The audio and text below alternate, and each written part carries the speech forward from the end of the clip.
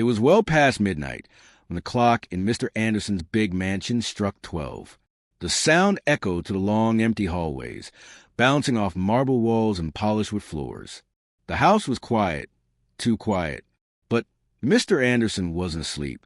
He was standing in his study, eyes fixed on a large metal safe hidden behind a painting. Slowly, he opened it, revealing stacks of cash, gold coins, and a sparkling diamond necklace that had once belonged to his late wife.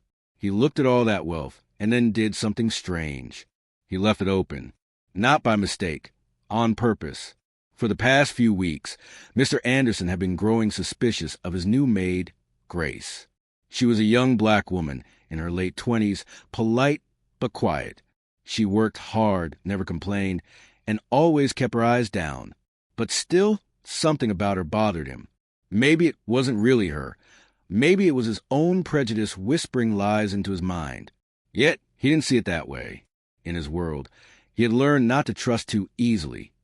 And in his old-fashioned heart, that mistrust was often directed at people who didn't look like him.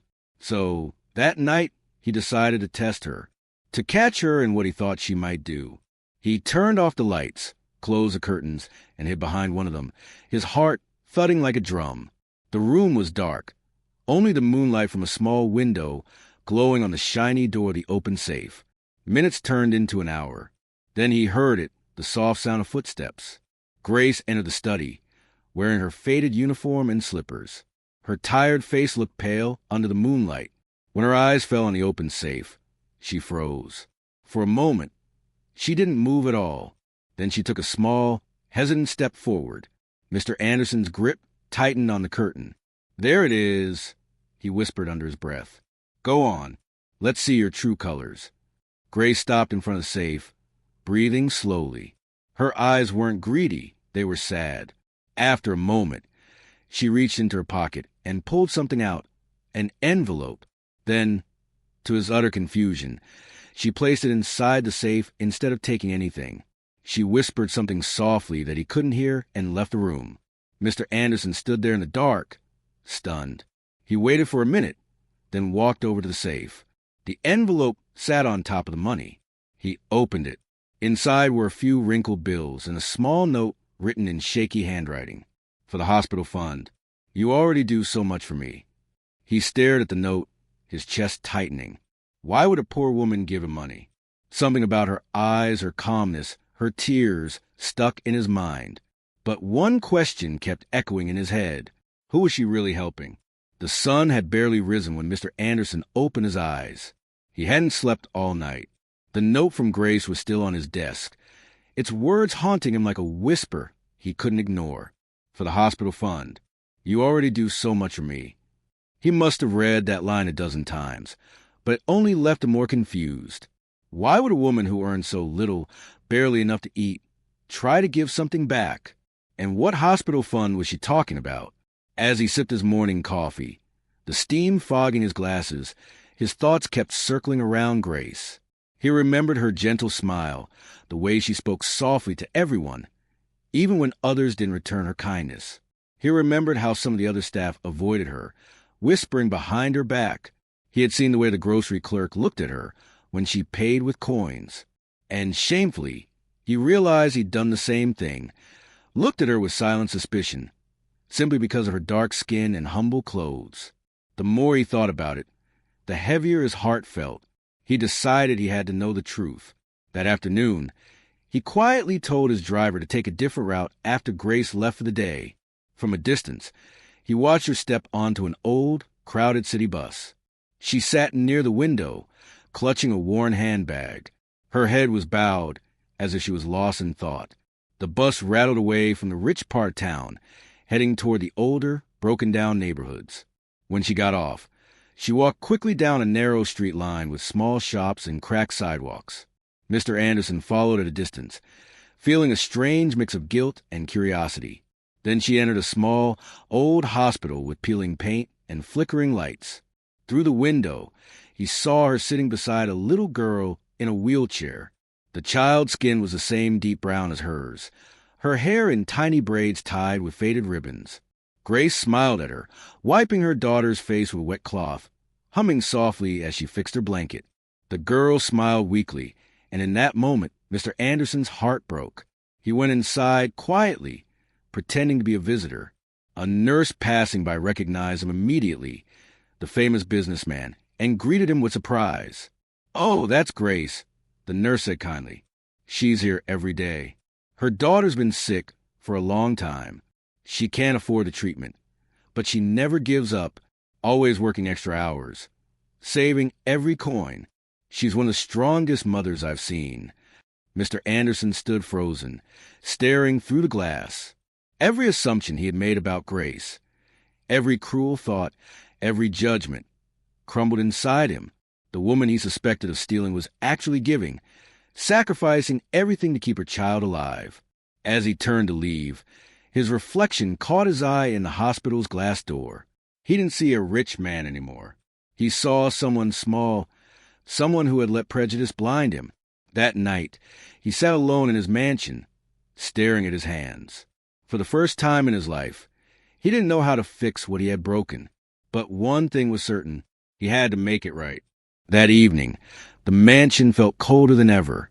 Mr. Anderson sat in his study, staring at the glowing embers in the fireplace. The crackling sound filled the silence, but it couldn't drown out the thoughts swirling in his mind. The image of Grace sitting beside her sick daughter wouldn't leave him. Her tired smile, her trembling hands, her whispered prayers, they replayed again and again, cutting through his guilt like a knife.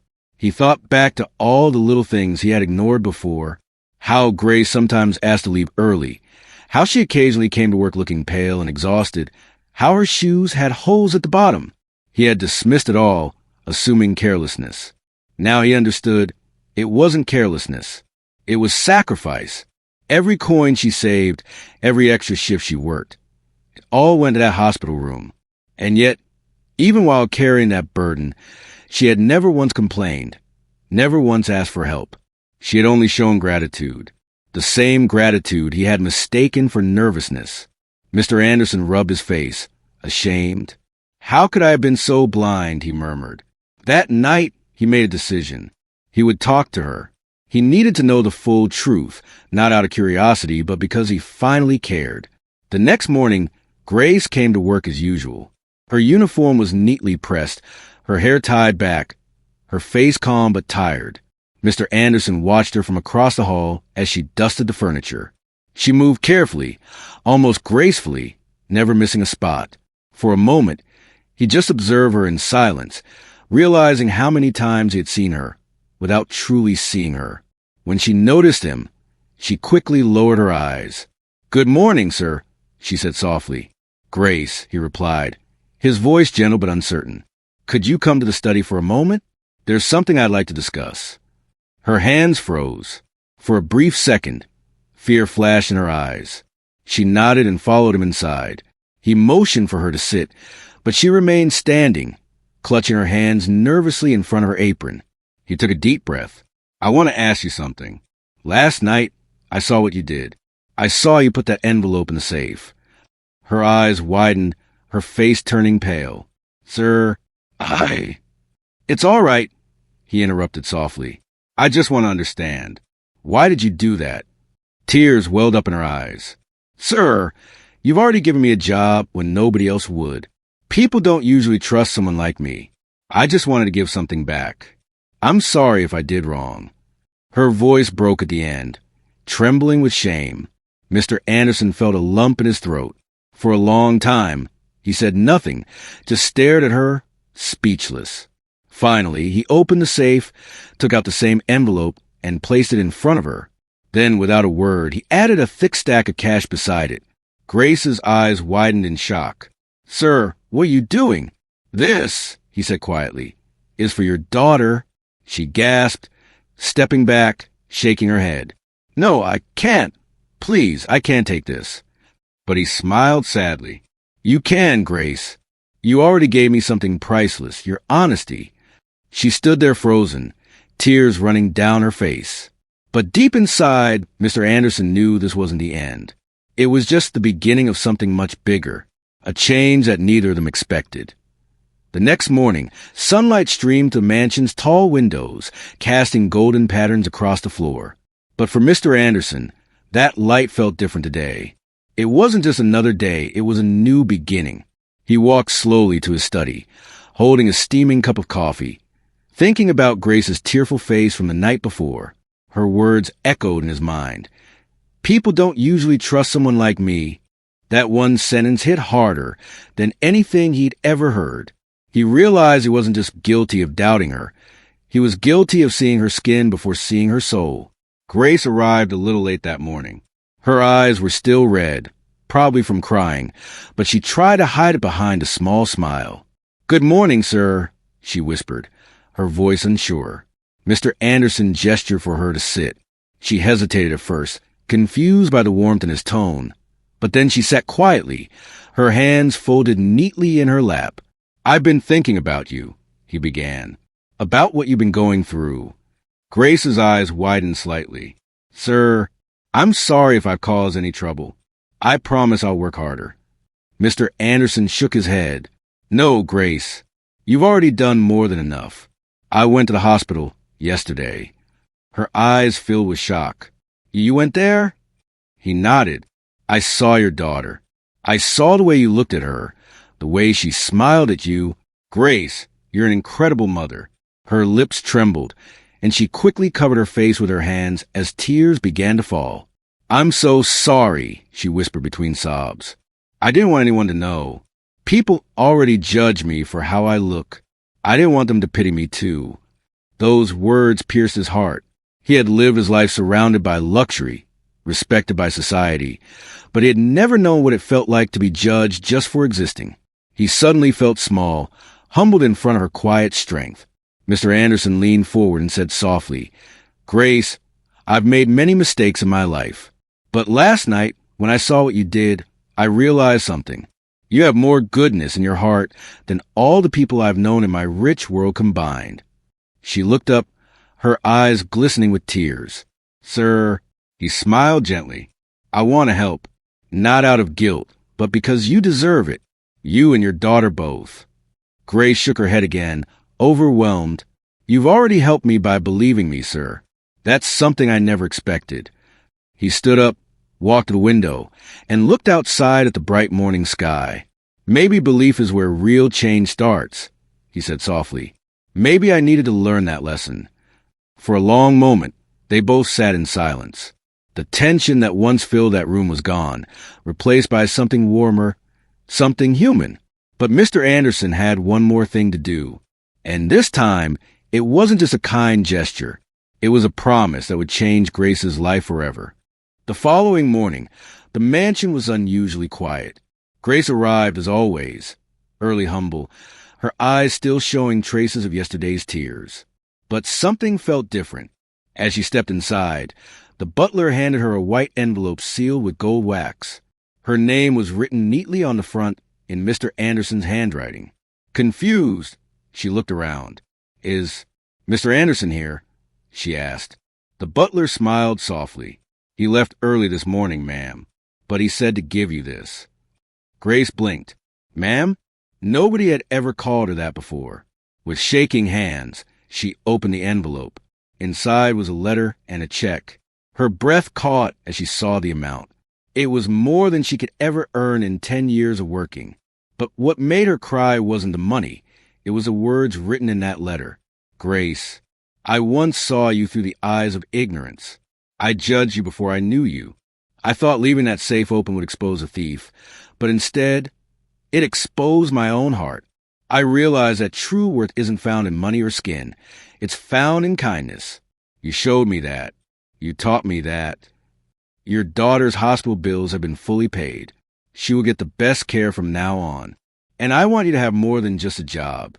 Starting today, you are the head of my household staff and co-founder of the Anderson Hope Foundation. We will help single mothers and struggling families who face what you once faced. Thank you for showing me what real grace means. Your name suits you perfectly. Mr. Anderson." Grace stood there, frozen, her tears falling silently onto the paper. She pressed the letter to her chest, whispering through her sobs, "Thank you, God, thank you." Moments later, she rushed to the hospital, her heart pounding with hope. When she arrived, the nurse smiled brightly. Grace, the doctor just told me. Your daughter's treatment has been approved. Everything's covered. Grace collapsed into the nearest chair, laughing and crying at the same time. She held her little girl close, kissing her forehead over and over. We did it, baby. We really did it. Across town, Mr. Anderson sat in his car outside the hospital, watching from a distance. He didn't want her to see him just yet. He wanted that moment, her joy, her relief, to be hers alone. For the first time in years, he smiled, not as a wealthy man, but as a human being who had finally understood what true wealth was. Later that week, Grace visited him at home. She wore a simple blue dress, her daughter holding her hand. "Sir," she said softly, "I don't know how to thank you." Mr. Anderson smiled. "You already did, Grace. You reminded me that kindness has no color." They stood together, side by side, two people from different worlds, now connected by something far greater than money or status. From that day on, the old mansion became more than just a home. It became a place of hope where hearts changed and lives healed. And the safe that once trapped suspicion, it now held a framed copy of Grace's note, the one that said, "For the hospital fund, you already do so much for me." Because sometimes the richest treasures aren't locked away in safes. They live in the hearts of those we once failed to see.